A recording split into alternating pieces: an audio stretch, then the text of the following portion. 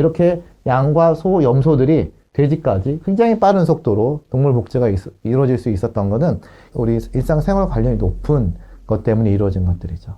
복제양 돌리가 1996년도에 태어났고 실제 논문에 발표된 건 97년입니다. 그 다음에 소 98년, 그 다음에 98년에 쥐, 그 다음에 염소, 돼지, 고양이, 집쥐, 노새, 말, 개, 페렛, 낙타 뭐 이렇게 많은 동물들이 복제가 될 수 있었던 거죠. 얘하고 얘가 워낙 중요한 동물이었기 때문에 많은 사람들이 고기와 가죽과 이런 것들 즐기다 보니까 생산성을 높이게 되고 거기서 희생되는 동물들의 정소난소들은 아주 쓸모없는 존재들이었거든요. 근데 그거를 과학자들은 어차피 버리는 거 연구실에 가져와서 현미경으로 보고 정자도 보고 실험도 해보고 그러면서 바로 얻어지는 게 개발된 게 바로 시험관하기 기술인 거고 그런 것들이 이제 사람에서는 불임, 난임 치료에 굉장히 획기적인 기여를 했었고 동물에서는 그걸로 인해서 엄마 아빠를 미리 예측하고 그것들을 통해서 생산성을 높일 수 있는 것들이죠. 자, 이런 이제 그 다음에 동물들이 또 여러 가지 이제 이슈가 있었는데 돼지의 심장은 원숭이한테 이식하는 것들이 이제 이루어지고 있죠. 그래가지고 벌써 이제 여기 보시면 945일간 진짜 오래 살죠 이제 돼지 심장을 원숭이에다 넣었더니 원숭이 몸 안에서 그 심장이 죽지 않은 채로 940일간 뭐 그러면은 365일 하면 2년 한 반 이상 살 수 있는 거죠. 근데 정말 심장이 급한 사람들은 잠깐이라도 2년이라도 이 결과에 따르면은 살 수 있을 것이다 라는 것들을 이제 2016년도에 발표가 됐었던 거죠. 아마 2016년이니까 지금은 더 많이 발전되지 않았을까 하는 생각이 듭니다.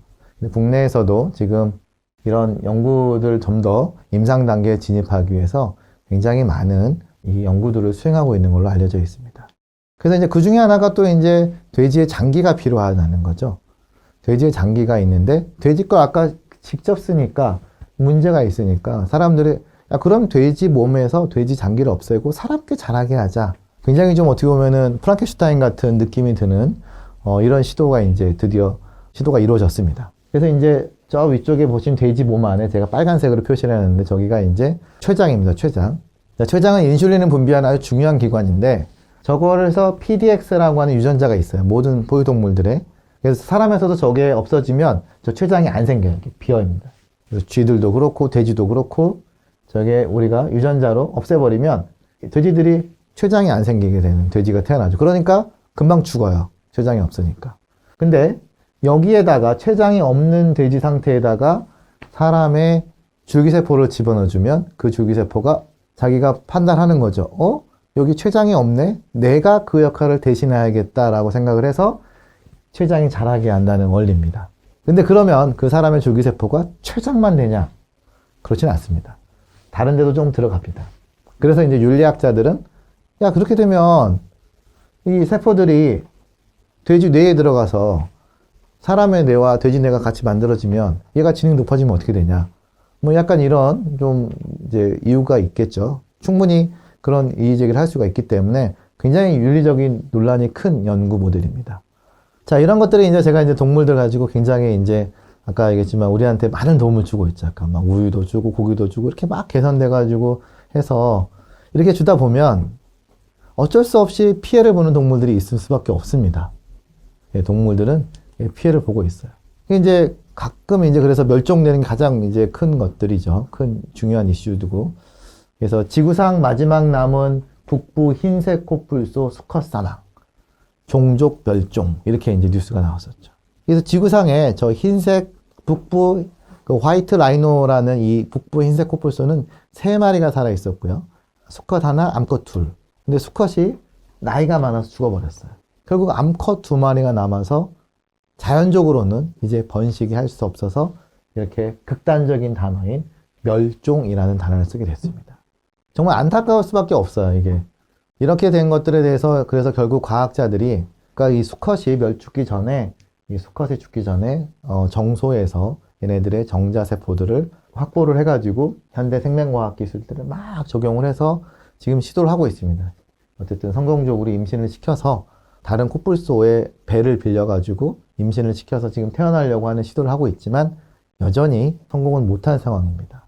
그 중에 하나 성공적으로 이루어진 사례가 이제 요건데요. 바로 양과에 속한 동물들이 죽었어요. 그래서 동물들을 살린 거죠.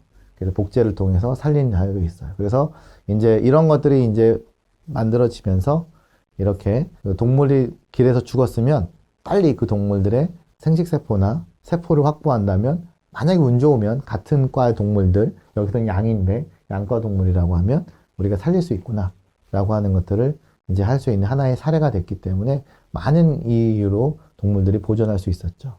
멸종하는 동물에 대한 관심이 우리는 더 필요해질 때가 있습니다.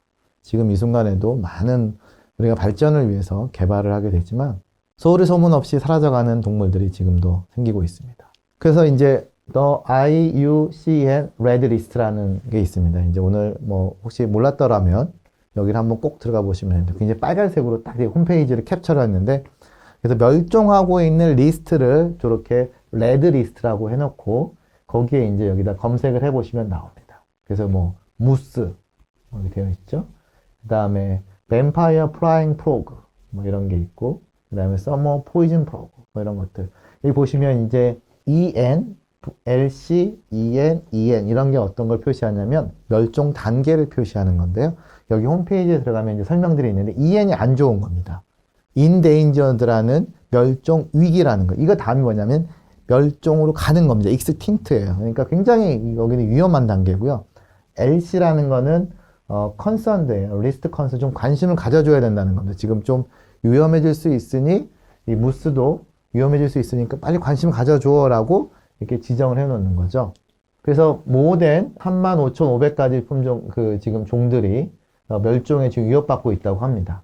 그래서 거기에 지금 이거 뭐 계속 업데이트가 되겠지만 양서류가 뭐 40% 정도가 되고 포유류가 26%, 뭐 이렇게 쭉 해서 새들도 14%, 굉장히 많은 제가 식물 쪽은 잘 모르겠습니다만 어쨌든 이런 동물들이 이 멸종 위기에 지금 위협받고 있다. 그러니까 우리는 모르죠. 왜냐면 옆에 없으니까.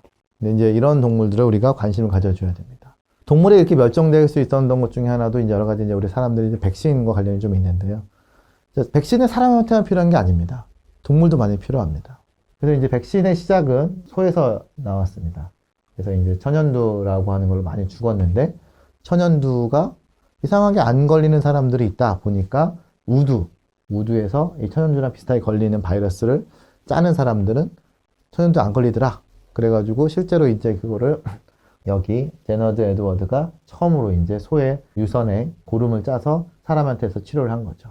그래서 이 백신이라는 단어를 어원은 여기 라틴어 어원인데요. 바카에서 왔습니다. 바카는 라틴어로 암소라는 뜻입니다. 결국 이 백신은 암소에서 치료가 됐기 때문에 이 백신이 의미하는 건 암소라는 걸 의미하고 있죠. 그래서 이제 구제역, 뭐 이런 막 조류독감, 뭐 많은 것들이 사람도 지금 뭐 백신 계속 하고 있지만 동물도 이 백신은 굉장히 중요합니다. 이런 것들이 안 되면 동물들이 피해를 많이 보거든요. 이 백신을 해줌으로 인해서 동물한테도 해줌으로 인해서 이게 동물도 건강하고 사람도 건강할 수가 있는 거죠. 그나마 반려동물들은 사람들의 인식이 높아져가지고 이거에 대해서는 당연히 해야 된다고 생각을 하는데 오히려 이렇게 이제 산업동물들 돼지 같은 경우는 우리나라는 이제 2010년도에 정말 수천 마리를 땅에 묻고 막 그때 그랬지만 결국 이제 이 당시에는 우리나라가 백신을 쓰지 않았어요. 백신을 쓰지 않다가 너무 피해가 크니까 안 되겠다. 이제 백신을 가자. 그래서 이제 백신 접종을 하게 됐는데 이 백신 하게 되면 사람도 아무리 안전한 약도 부작용이 있습니다. 소의 경우에는 이 백신을 맞으면 막 유산을 하기도 하고요. 그 다음에 우유가 나오던 게 하루에 뭐 10리터 나오던 게 8리터로 줄고 이런 것 때문에 백신을 조금 소홀히 하는 사람들이 있어요. 근데 결국 이렇게 되면 누가 피해보냐? 동물 자체가 피해보고 나중에 또 사람한테 올 수가 있고 이제 생산성 피해로 인해서 결국 자기가 포함이 되거든요. 그래서 이런 백신의 어떤 것도 동물을 위해서 야생동물도 그렇고 우리 특히 이제 산업동물들, 우리 동물들한테도 백신도 많이 개발을 해야 되고 걔네들의 건강을 보존해주고 치료해주는 게 굉장히 필요한 부분들이 있습니다. 산업동물들은 우리에게 이제 인류에게 식량을 제공하는 유용한 동물이죠. 하지만 이제 앞서 얘기한 것처럼 굉장히 질병을 이해하는데 인류 발전에 기여를 했고요. 또 야생동물들도 우리가 같이 하고 있지 않지만 지구라는 공동체에서 같이 공존하는 동물이고 상생해야 하는 동물로 관리를 생각을 해야 됩니다. 모든 동물의 질병과 치료는 결국은 인류의 복음과 건강 같이 한다고 해도 과언이 아닙니다. 바로 이제 건강한 사람, 건강한 동물, 건강한 환경. 우리는 같은 지구 공동체라는 데서 사람만 건강하면 되는 게 아니라 동물도 건강해야 되고 환경도 건강해야 된다.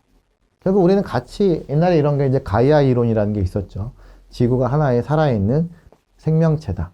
그래서 거기에 있는 우리 사람도 지구라는 생명체에서 하나의 역할을 하고 있기 때문에 같이 건강을 해서 서로 이해를 해줘야 된다. 과거에 우리가 동물을 무시하고 학대하고 이러면 안 되고 동물의 질병도 이해를 해야 되고 환경에 대한 어떤 질병도 이해를 해야 되고 그리고 우리 그것들이 결국 사람도 이해를 해야 돼서 우리가 지구 공동체라는 데서 같이 원헬스의 개념으로 우리가 좀 생각을 해야 되는 앞으로의 이제 미래는 이런 부분들을 좀 더 우리가 좀 더 신중하게 생각을 해야 된다라고 말씀드리고 싶습니다.